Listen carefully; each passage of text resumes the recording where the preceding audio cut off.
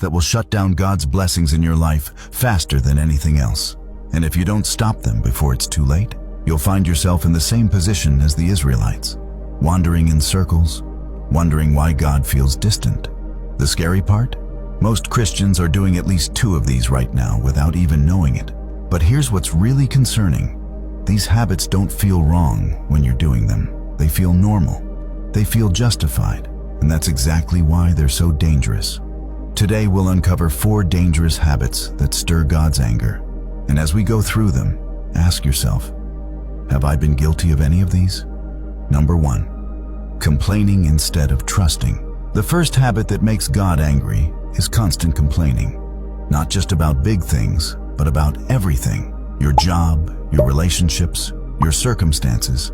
Sound harmless? Tell that to the Israelites. Numbers 11:1 says, "When the people complained, it displeased the Lord. For the Lord heard it, and his anger was aroused." Notice it doesn't say when they sinned or when they worshipped idols. It says when they complained. Here's why this matters. Complaining is actually a declaration that God isn't good enough. Every complaint is basically saying, God, you messed up. I could run my life better than you. That's not just negativity. That's pride disguised as frustration. You might be thinking, but I have real problems. Of course you do. But there's a difference between bringing your concerns to God and constantly grumbling about what He's allowed in your life. The Israelites had real problems too, but their complaining turned a short journey into decades of delay. Number 2, taking credit for God's blessings. The second habit is pride in your achievements. When things go well, you forget who gave you the ability, the opportunity, and the strength to succeed. Deuteronomy 8, verses 17 to 18 warns us, "You may say to yourself, my power and the strength of my hands have produced this wealth for me. But remember the Lord your God, for it is He who gives you the ability to produce wealth." This habit is sneaky because it feels like confidence. You work hard, you see results, and you naturally think, I did that. But that's exactly what made God angry with King Nebuchadnezzar. Daniel 4 tells us that God literally drove him insane until he acknowledged that all his power came from heaven. When you take credit for God's blessings, you're essentially pushing Him out of your success story. And here's what happens next. He stops blessing what you're trying to take credit for. Number 3, ignoring people in need. The third habit that makes God furious is becoming so focused on your own life that you stop seeing people who need help. Remember what Jesus said would happen to those who ignore the needy? Matthew chapter 25, verses 41 to 42. "Depart from me, you who are cursed, into the eternal fire prepared for the devil and his angels. For I was hungry, and you gave me nothing to eat. I was thirsty, and you gave me nothing to drink." But here's the thing. This isn't just about money. It's about becoming so self-absorbed that you stop noticing when people around you are struggling.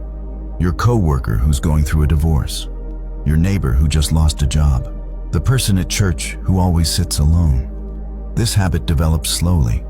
You get busy with your own problems, your own goals, your own plans. Before you know it, you're living like the people around you don't matter. That's exactly what happened to Sodom, according to Ezekiel 16:49. They became arrogant, overfed, and unconcerned about others. Number 4, making excuses instead of obeying. The fourth and most dangerous habit is rationalization. When God asks you to do something, you find reasons why it doesn't apply to you or why you can't do it right now. King Saul lost his kingdom because of this habit. When God told him to completely destroy the Amalekites, Saul decided to keep the best livestock for sacrificing to the Lord. Sounds spiritual, right? But 1 Samuel 15:22 says, "To obey is better than sacrifice, and to heed is better than the fat of rams." You might not realize you're doing this, but every time you know what God wants and you find reasons to delay or modify His instructions, you're following Saul's pattern. Maybe God's been telling you to forgive someone, but you're waiting for them to apologize first. Maybe He's calling you to be more generous, but you're waiting until you have enough money. Here's what's terrifying about this habit. It feels wise. It feels responsible. You're not rejecting God.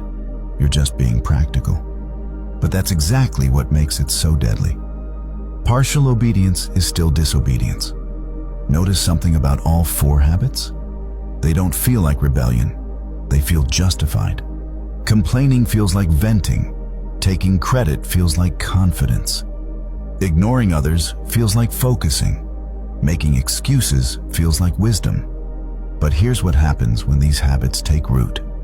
God starts to distance himself, not because he doesn't love you, but because these patterns make it impossible for him to bless you the way he wants to. Think about it.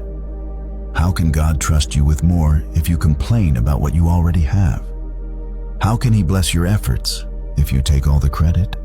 How can he use you to help others if you don't even see them? How can he guide your life if you rationalize away his clear instructions? This is why the Israelites wandered for 40 years. This is why some believers feel stuck in the same struggles year after year. These habits create a ceiling on God's blessings in your life. But here's the hope that changes everything. God's anger isn't permanent. It's corrective. He's not trying to destroy you. He's trying to destroy what's destroying you. The moment you recognize these patterns and start changing them, his blessings start flowing again. Your breakthrough is on the other side of breaking these habits. Don't let another day pass living beneath God's best for your life.